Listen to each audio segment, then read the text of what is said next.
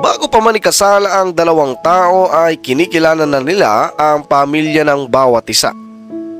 Dahil sabi nga ng ilan, kapag pinakasalan mo raw ang isang tao ay parang pinakasalan mo na rin ang pamilya nito. Ngunit paano kung ang mga in-laws mo ay napakamatopobre? Ipagpapatuloy mo pa rin ba ang relasyon mo sa iyong asawa? At pagtitiisan ng mga ito? O hihiwalayan mo ang iyong asawa upang magkaroon ng peace of mind? Ito ang kwento ni Jasmine, isang babaeng inilihim ang kanyang pagiging milyonarya para makaiwas sa mga mukhang pera niyang in-laws. Simulan na natin ang kwentuhan. Kamusta?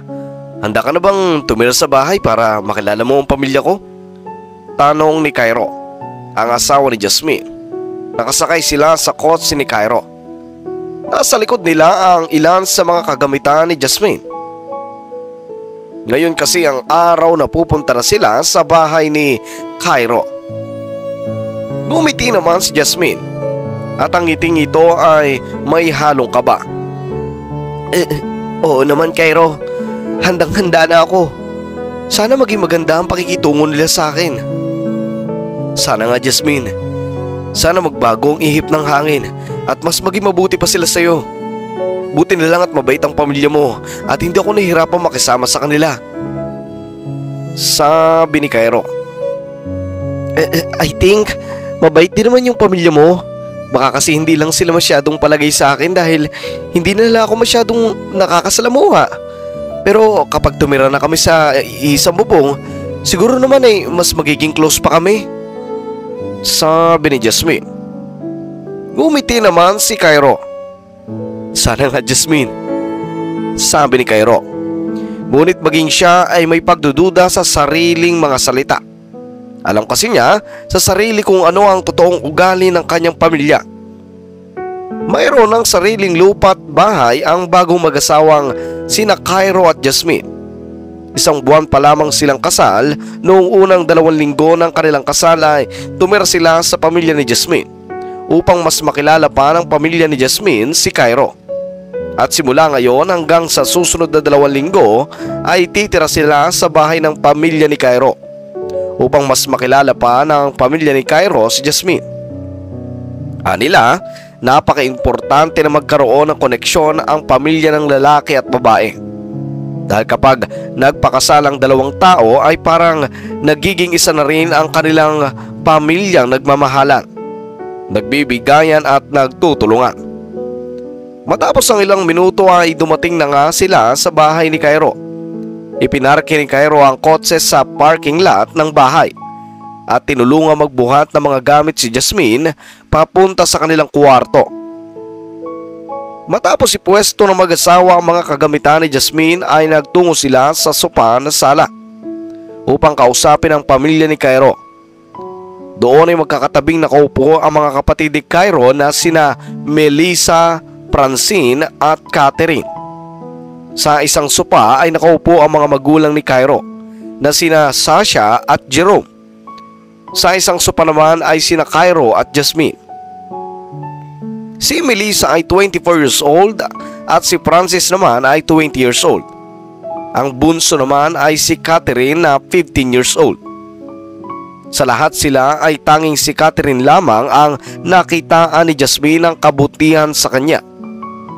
Sina Melissa at Francine naman ay napansin niya na nagmana mga ito sa kanilang ina.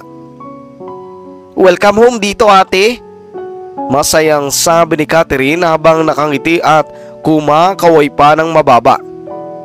Ngumiti naman si Jasmine at kumaway rin ito ng mababa at mahina. Maraming salamat Catherine. Nag-ikot naman ang mga mata sina Melissa at Francine habang pareho pa silang nakadekwatro ng upo. Nakahalukip-kip ng mga braso at nakasandal sa backrest ng sopa. Talagang ipinaparamdam nila kay Jasmine na hindi nila ito gusto para sa kanilang kuya. Ang rason kasi kung bakit ayaw ng halos buong pamilya ni Cairo kay Jasmine ay dahil hindi siya ganong kaganda at hindi rin siya ganong kayaman.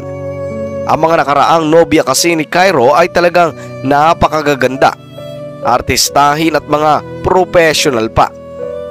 Kaya sobrang nanghihinayang sila na nahiwalay si Cairo sa kanyang mga nakaraang nobya at bumagsak lamang sa isang Jasmine na ibinababa nila. Hindi naman pangit si Jasmine, ngunit kung ikukumpara lang ito sa mga naging nobya ni Cairo ay talagang malayo ang agwa. Ang tatay ni Cairo ay hindi naman siya laban kay Jasmine. Kung ano ang gusto ni Cairo ay hinahayanan nito. Kaya namang walang problema si Jasmine sa kanyang father-in-law at kay Catherine. Kailangan lang niyang kunin ang loob ng ina ni Cairo at ng mga kapatid na sina Melissa at Francine. Magandang araw po sa inyo, Mama, Papa, Catherine, Francine at Melissa. Sobrang saya ko po dahil makakasama ko na po kayo sa loob ng iisang bubong. Alam ko pong hindi kayo ganoon na boto sa amin ni Cairo, pero I'll do my best para maging enough kay Cairo. Huwag po kayong mag-alala. Mamahalin ko po siya ng totoo at buo. Anyways, may mga rules ako dito sa bahay. Hindi mo sila pwedeng gawin dahil baka hindi maganda ang kalabasan nun. Sabi ni Shasha na nakahulikip-kip din ang mga braso. Napakamang otoridad ng kanyang pananalita. Talagang ipinapakita at pinaparamdam niya kay Jasmine na hindi niya ito gusto at hindi niya ito magugustuhan. Ano po yun, Mama? Tanong ni Jasmine. Una, huwag mong gagalawin ang mga gamit ko. Pangalawa, huwag kang papasok sa kwarto ko. At pangatlo, huwag ka magkakalat sa loob ng bahay. Sa tingin ko, madali lang namang gawin yun kaya wala tayong magiging problema nun. Hindi ba? Ngumiti naman si Jasmine. Kumpiyansya siyang madali lang para sa kanya gawin ang lahat ng mga yon. Wala pong problema, Mama. Hindi ko po kayo bibigyan ng problema. At tutulong din po ako sa ilang mga gawain sa bahay. Hinawakan ni Cairo ang kamay ni Jasmine. Huwag mo nang alalahanin niya, Jasmine. May mga kasambahay tayo rito. Sila ang gagawa ng mga yun. Sumingit si Shasha. Hindi okay lang. Pagpapahingahin ko muna si Yaya sa linggong ito. Bilang isang babae, gusto kong malaman kung kaya ba niya mga gawaing bahay. Iyon ang pinaka-importante sa isang babae. Hindi habang buhay magtrabaho siya. Kapag nabuntis siya at nag-alaga ng mga anak, titigil siya sa pagtatrabaho at maiiwan siya sa bahay. So kailangan marunong siya sa mga gawing bahay. Naintindihan nyo? Sabi ni Shasha. Ganito man ang paliwanag ni Shasha ay wala ni isa sa loob ng bahay na yon ang naniniwala na kaya niya gustong pagawain ng mga gawaing bahay si Jasmine ay dahil doon. Alam nilang lahat na gusto lang nitong pahirapan si Jasmine. Kahit si Jasmine ay alam iyon, pero hindi na siya nagpahalata. Naiintindihan ko po yun, Mama. Totoo naman po yun. Katunayan, ginagawa ko na po yun nung nakatira pa sa amin si Cairo. At ipapakita ko po sa inyo yung mga natututunan ko sa bahay. Tinuturuan din po kasi ako ni Mama. Sabi ni Jasmine. Mabuti kung ganon. Sabi naman ni Shasha na parabang walang gana. Seryoso lang ang mukha niya habang nakahalukip-kip pa rin. Oh, siya paano? Magpahinga na kayo, Cairo at Jasmine. Siguradong napagod kayo sa biyahe nyo kanina. Sabi ni Jerome. Nga pala, Francine. Melissa, may sasabihin ba kayo sa asawa ng kuya nyo? Well, wala naman ako masasabi. Nanghihinayang lang ako kay Yuri. Sabi ni Melissa. Si Yuri ay ang dating nobya ni Cairo. Tumawa na lang si Jerome dahil alam niyang awkward ang mga sinabi ng anak. Patawa ka talaga, Melissa. Ikaw, Francine, may sasabihin ka ba kay Jasmine? Wala naman po. Ahalis din naman po siya dito after 2 weeks. Sabi ni Francine. Ako po, may sasabihin po ako. Sabi naman ni Catherine. pagpasensya mo na si Mama at mga kapatid ko, Ate Jasmine. Ganyan talaga sila sa una. Masusungit pero kapag nakuha mo ang kiliti nila, mapapaamo mo rin sila. Pagtsika mo na lang sila sa ngayon, ha? Shut up! Sabi ni Francine na naiirita at inukitan pa ng mga mata ang kapatid. Shut up ka din! Basta gusto ko si Ate Jasmine dahil sobrang bait niya, sabi ni Catherine. Nang mag-alas 5 ng hapon ay nagtungo sa palengke si Jasmine upang bumili ng kanilang hapunan. Sinamahan siya ni Cairo. Mga 10 minutong lakaran ang kailangan at mararating na nila ang talipapa. Totoo yung sinabi ni Catherine kanina. Mapapaamo mo rin ang mga kapatid ko at sina Mama eventually. Gusto mo bang malaman kung ano mga kahiligan ng mga kapatid ko? Para naman aware ka rin, para yun ang gamitin mo na sandata para maging close kayo. Sige pa, magandang ideya nga yan, Cairo. Ano ang mga hilig nila? Tanong ni Jasmine. At sinabi nga ni Cairo ang mga hilig ni na Melissa at Francine. Si Melissa ay mahilig sa mga makeup at si Francine naman ay mahilig maglaro ng badminton. Naisip ni Jasmine na gamitin ang mga hilig ng dalawang magkapatid upang makuha ang loob ng mga ito. Kaya kinabukasan ay binilhan niya ng mga beauty products si Melissa. Nasa sala si Melissa, nakaupo sa sopa gumagamit ng cellphone. Naglaro ng lalamunan si Jasmine at naglakas loob na lapitan ng sister-in-law. May hawak siyang paper bag kung saan nakalagay ang regalo niya sa dalaga. Melissa, nalaman ko sa kuya mo na mahilig ka raw sa mga makeup. Kaya binilang kita. Mahal tong mga to, ha? Sabi ni Jasmine habang inaabot kay Melissa ang paper bag. Ano yan? Akala mo ba makukuha mong loob ko dahil dyan? Kanino mo naman kinuha mga pambiling yan? Kay kuya? Mataray na sabi ni Melissa. Hindi. Sa akin galing yan. Mismong pera ko ang pinambili dyan. Paliwanag ni Jasmine. Huwag kang sinungaling. Saan ka naman kukuha ng pera? Wala ka naman magandang trabaho. Let me clear this. Ayoko sa'yo. Mas gusto ko kay Yuri. Para kay kuya. Dahil maganda siya at mayaman. At mahal pa niya si kuya hanggang ngayon. Kung tutuusin, kung hindi dahil sa'yo, sila pa rin ang kuya ko. Naging third party ka lang kay kuya. Nang walang kaalam-alam. Hindi ko nga alam kung ano bang nagustuhan sa'yo ni kuya. Huwag mo na akong kausapin kahit na kailan. Dahil maghihiwalay rin kayo ni kuya anytime soon. Salbahing sabi ni Melissa at tumakit na ito sa kanyang kwarto. Napuno ng galit ang puso ni Jasmine dahil sa tahasang pambabastos sa kanya ng dalaga. Kung hindi lang siya nakapagpigil ay baka sinabunutan na niya ito. Nagtimpi na lang siya. Nang araw ding iyon ay bumili ng racket ng badminton si Jasmine para kay Francine. Ngunit nang iabot niya ito kay Francine ay ganito ang sinabi ng dalaga. Hindi ko tatanggapin yan. Alam kong sinusuluhulan mo lang kami ng mga kapatid ko. Sinabi sa akin ni ate na binigyan mo raw siya ng makeup pero hindi niya yun tinanggap. Sinabi rin naman niya yun, hindi kanya matatanggap dahil kay Yuri. Hindi ba? Ganon din ako, girl. Mas boto kami kay Yuri kaysa sa'yo. Kaya i-prepare mo na ang sarili mo dahil siguradong maghihiwalay kayo ni kuya. Okay?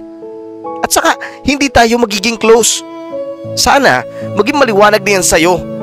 Hindi kami tatanggap ng sister-in-law na mas mahirap pa sa daga. At bumalik na nga sa sariling kwarto si Francine. Napabuntong hininga na lang si Jasmine. Sinabi niya kay Cairo ang binitawang salita ng magkapatid sa kanya.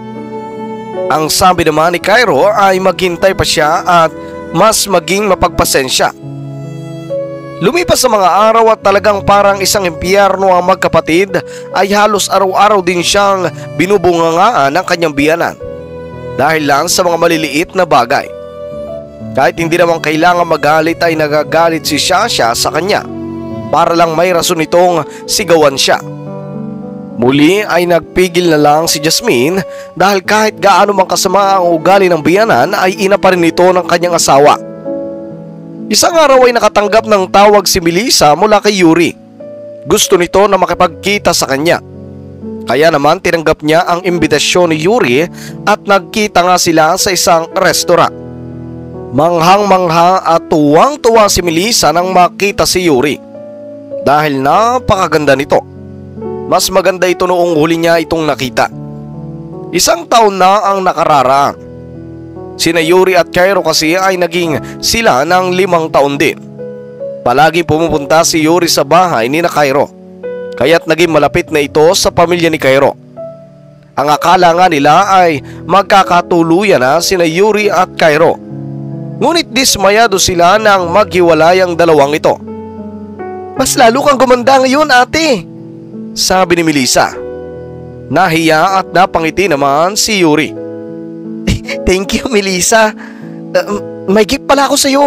Sana magustuhan mo ito," sabi ni Yuri at inabutan siya ng shopping bag na may lamang Gucci na bag. Ang isang paper bag naman ay may lamang mga produktong pampaganda. Nanginginig ang mga mata ni Melissa dahil talaga namang napakamamahalin ang lahat ng mga yon. "Thank you, Ate Melissa. Siguradong napakamamahali ng mga ito. Magkano ang bili mo rito?"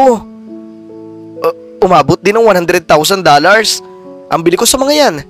Binili ko kasi yan nung nag-stop over kami sa France, sabi ni Yuri.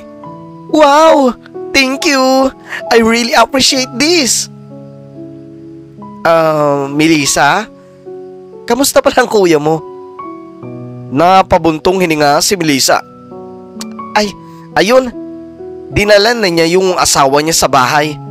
Ewan ko ba kung anong nagustuhan niya sa babaeng yun. Mahirap na nga, wala pang panama sa itsura at kagandahan mo. I think kasalanan ko talaga kung bakit kami naghiwalay. Hindi ko rin naman kasi siya masyadong nabibigyan ng time at palagi pa akong nai-involved sa mga lalaki kahit na wala naman akong ginagawang masama. Hinawakan ni Melissa ang kamay ni Yuri. "No, ate, wala kang kasalanan. Kasalanan to ni kuya dahil wala siyang taste. Pero tingnan mo ang sarili mo sa salamin. You are more worthy kaysa sa babaeng yon na wala namang kadating-dating. Ate, promise, I'll make sure na pahihirapan namin ang babaeng yon para siya mismo ang sumuko at hiwalayan si kuya. Kapag dumating ang araw na yon, magparamdam ka ulit kay kuya. Imposibleng hindi siya mahumaling sa kagandahan mong yan." "Ay, huwag ganon, Melissa. Kawawa naman yung asawa niya. Baka nga may quality lang ang babaeng yon na wala sa akin, kaya pinagpalit niya ako sa kanya." Plastic na sabi ni Yuri. Nagkukunwari lang siya na mabuting tao sa harap ni Melissa. Pero ang totoo ay gusto talaga niyang pahirapan ni Melissa ang bagong asawa ni Cairo upang sumuko ito. At kapag naghiwalay na ang mga ito ay saka naman siya papasok sa eksena upang muling magparamdam sa dating nobyo. "Nako, ate, sinasabi mo lang yan kasi hindi mo pa nakikilala ang babaeng yon. Pero wala siya sa kalingkingan mo. No worries. Sa panahon niya yon, uso naman ang hiwalayan. 2 hanggang 5 taon mula ngayon, sisiguraduhin ko maghihiwalay si kuya at ang babaeng yon. Kaya huwag ka na munang makipagkilala sa ibang lalaki. Kasi naman ate, ikaw talaga ang gusto kong maging in-law eh." "Thank you, Melissa. Nga pala, gusto mo bang pumunta sa bahay? Bisitahin mo naman si mama at ang mga kapatid ko. For sure na-miss ka na nila." "Pero hindi ba nandun ang asawa ni Cairo?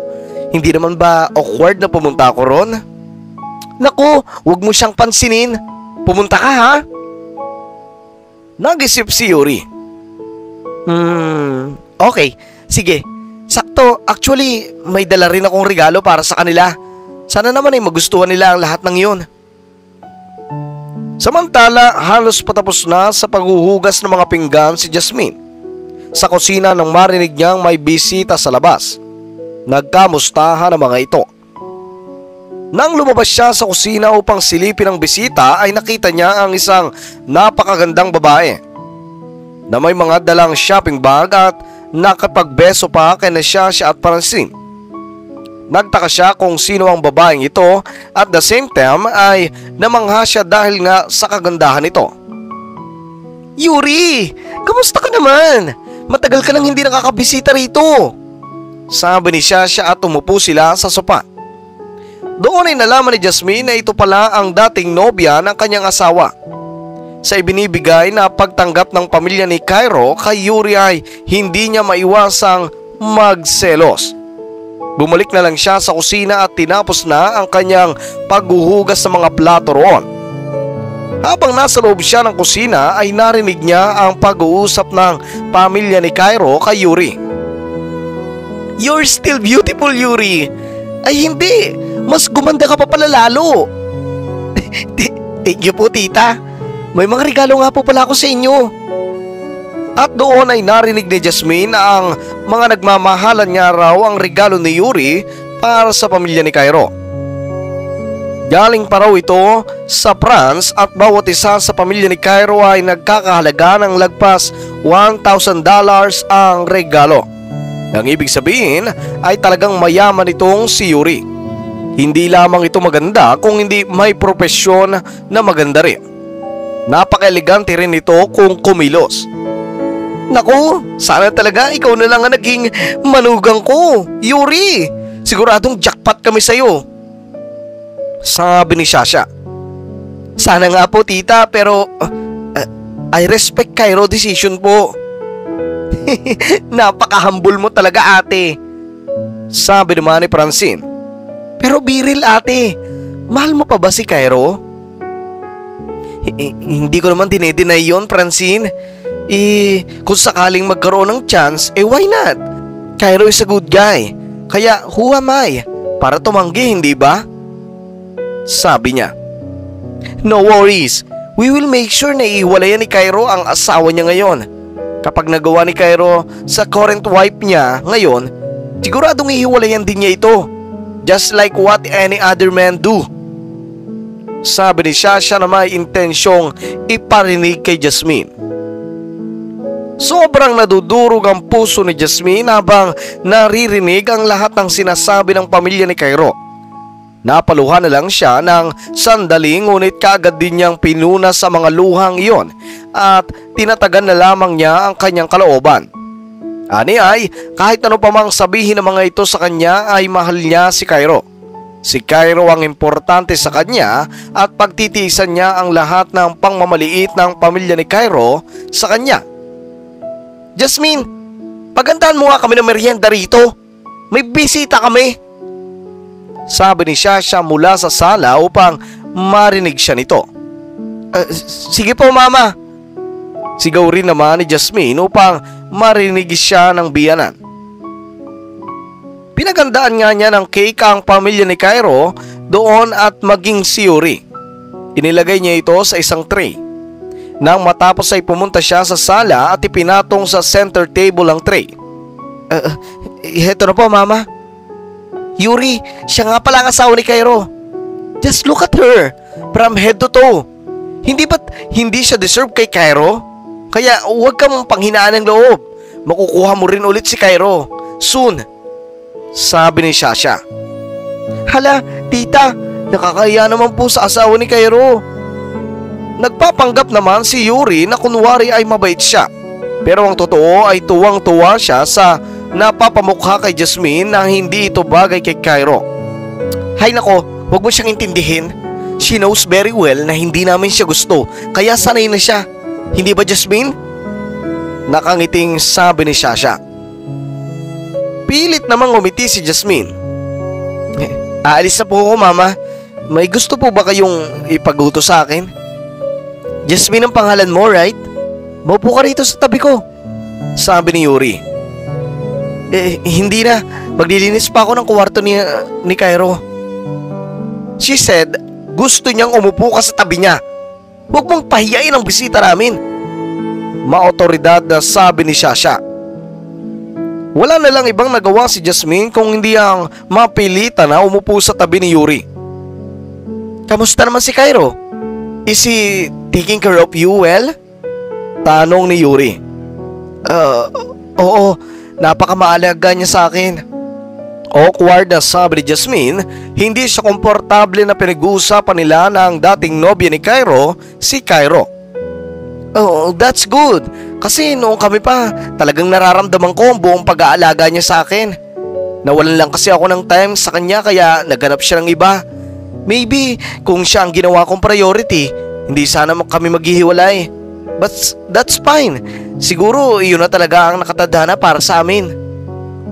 Yuri, do you think sa pagkakakilala mo kay Cairo, tingin mo ba si Jasmine ang tipo ng babaeng tatagalan ni Cairo? Sabi ni Shasha. Natawa naman si Yuri. Grabe naman po tita. Hindi ko naman po kilala ang lubos itong si Jasmine kaya hindi ko po yun masasabi. But one thing for sure is hindi po magloloko si Cairo. Sige na ate, sagutin mo na ang tanong ni mama. Tayo-tayo lang naman na nandito. Sa pakiwari mo, ilang taon magtatagal ang kasal ni kuya kay Jasmine? Sabi ni Francine. Sorry but I don't want to offend Jasmine in any way. Kaya hindi ko na lang po yun sasagutin. Plastic na sabi ni Yuri. Napaka-elegante mo talaga Yuri. You're very kind. Iyan ang dahilan kung bakit bagay talaga kayo ni Cairo. Nagsalita naman si Jasmine. Yuri, pasensya na. Aalis na ako. Tatapusin ko na mga dapat yung tapusin. Oh, sure. Sorry sa abala. At tumayo na nga si Jasmine upang maglakad patungo sa kusina. Ngunit nang palayo na siya ay tinisod siya ng paa ni Francine. Dahilan upang halos sumubsob ang mukha niya sa sahig. Mabuti na lang at nabalansin niya ang sarili niya. Kaya hindi ito natuloy. Sinamaan niya ng tingin si Francine. Francine, bakit mo yung ginawa? Pagkompronta niya. Sorry, hindi ko naman sinasadya, sabi ni Francine. Alam ni Jasmine na sinasadya ito ni Francine. Pero dahil ayaw niyang gumawa ng gulo sa harapan ng lahat ng tao roon ay naging mapagpasensya na lamang siya. Pinalagpas na lamang niya ito. Nang dumating galing sa trabaho si Cairo ay kinausap siya nito. Oh, kamusta naman ang araw mo ngayon, mahal? Pilit nang umiti si Jasmine. Okay lang, Cairo. Ikaw ba? Ayun, nakakapagod pa rin talaga ang biyahe rito sa Maynila. Nakita mo na ba si Yuri? Nandito siya. Nasa kwarto yata ng mama mo. I see. Close na close kasi ang pamilya ko kay Yuri. 5 taon din kasi kami noon. I hope you understand. But rest assured, wala naman na mamagitan sa amin ngayon. Ang ganda pala niya, no? I just curious kung ano ba nagustuhan mo sa akin na wala sa kanya. Ngayong nakita ko kasi si Yuri. Ngayon, naiintindihan ko na kung bakit ayaw ng pamilya mo sa akin. Talaga palang napakaganda niya at napakayaman din. Hinawakan ni Cairo ang mga braso ni Jasmine. Mahal, ang nakita ko sa iyo na wala sa kanya ay dahil ikaw si Jasmine at siya si Yuri. Magkaiba kayong tao. Gusto kita dahil iyon ang nararamdaman ko.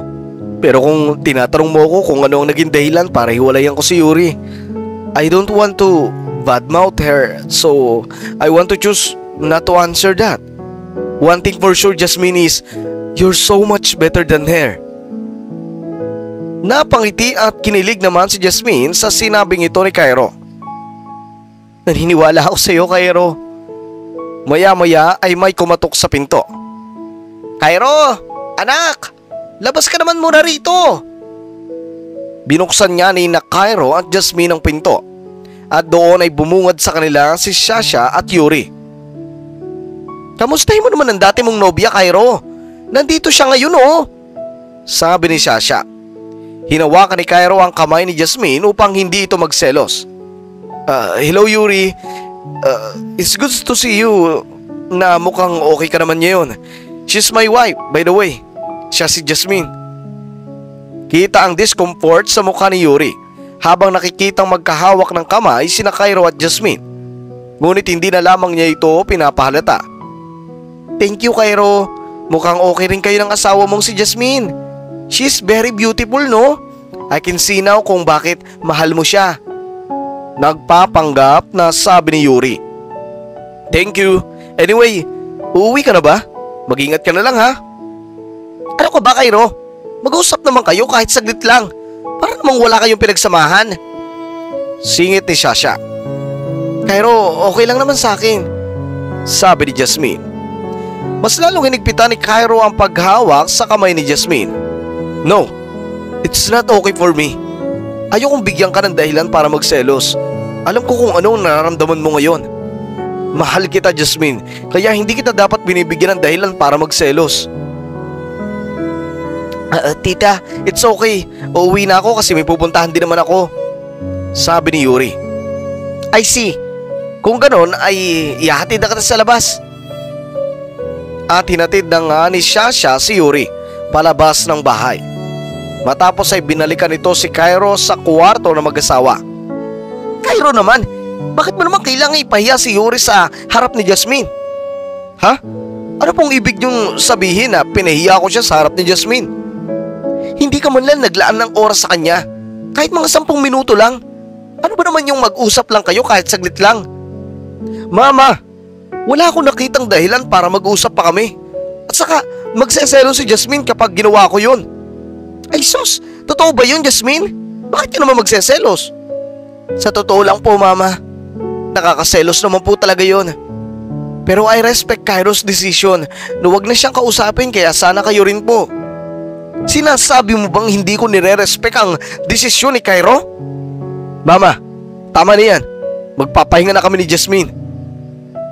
Nakapagpahinga na yan. Magluto ka na ng hapunan natin. Sigaw ni Shasha. Mama, huwag niyo naman po sigawan si Jasmine. Eh bakit? Pagod na ako magkunwari.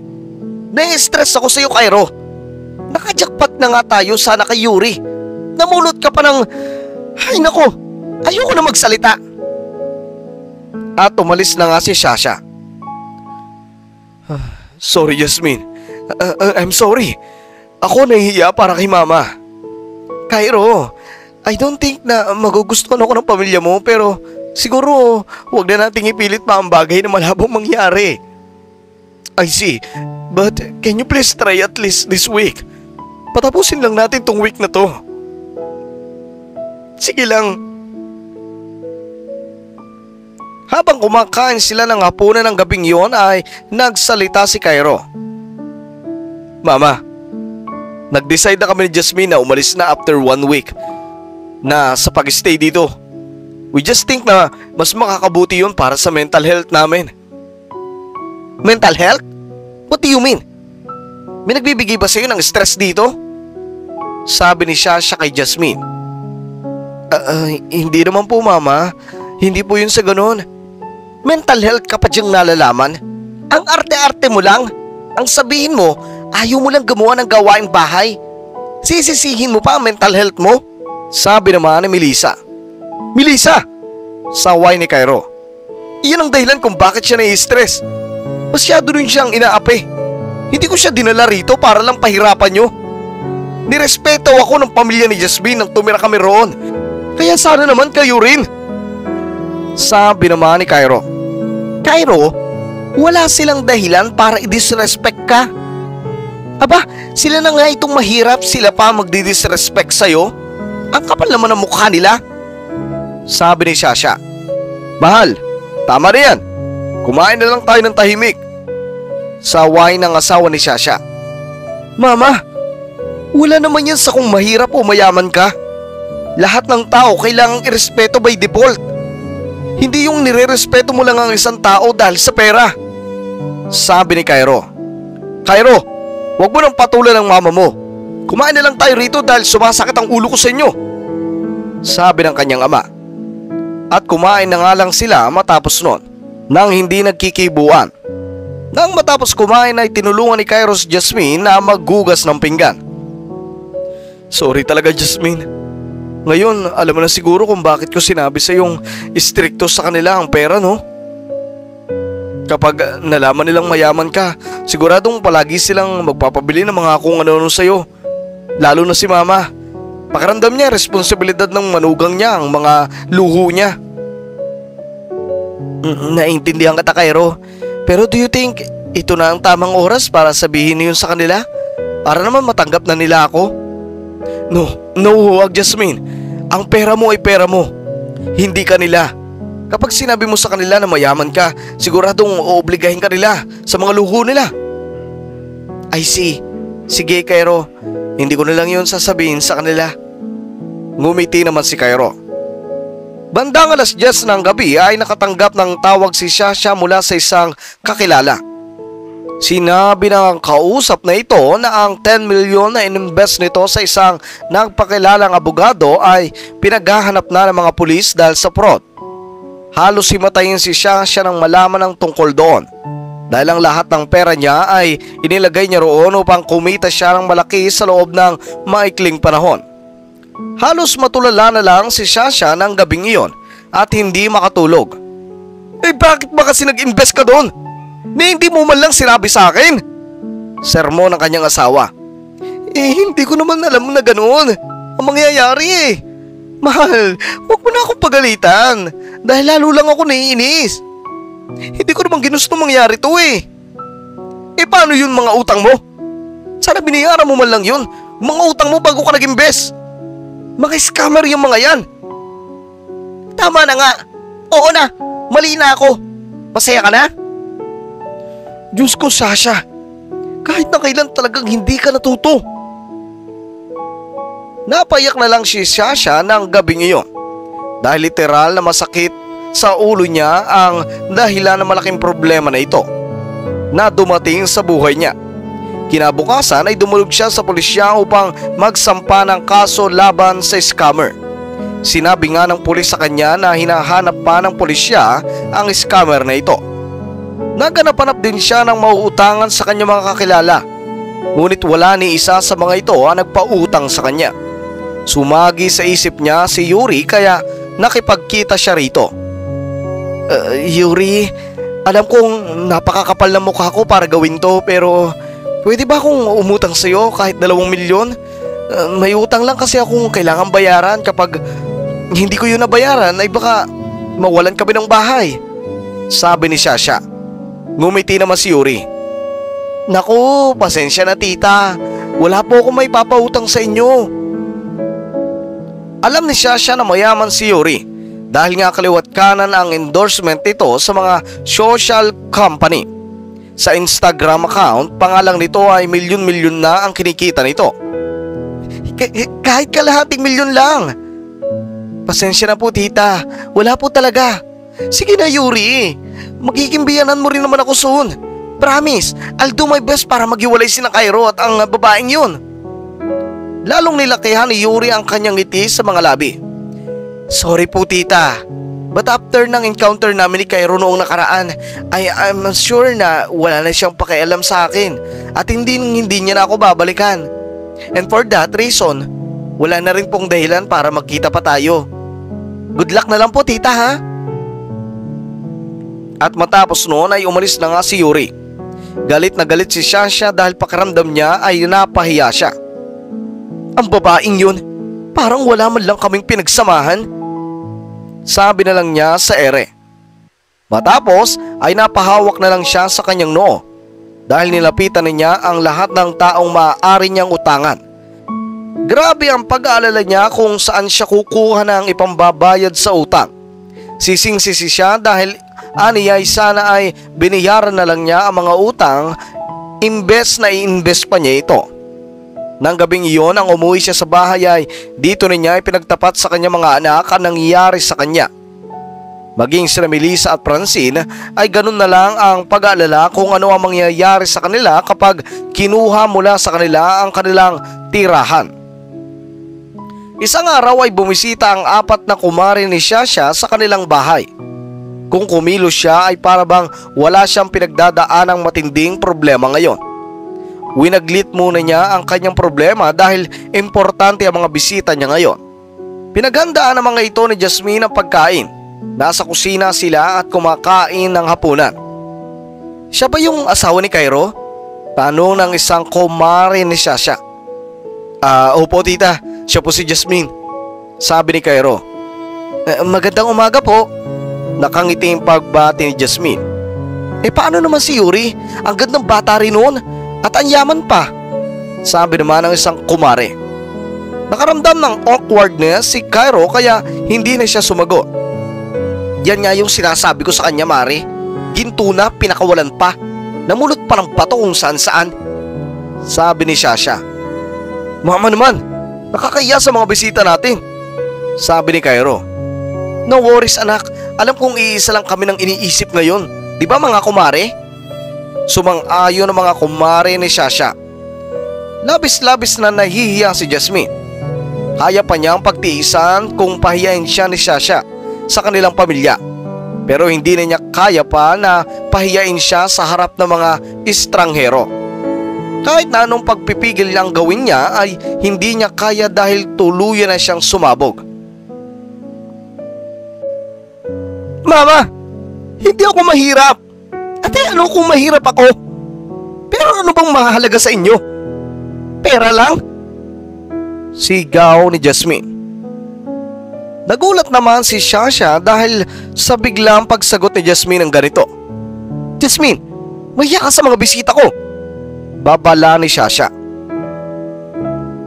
Binuksan ni Jasmine ang kanyang bank account app sa kanyang cellphone at ipinakita sa lahat ng balance ng kanyang bangko.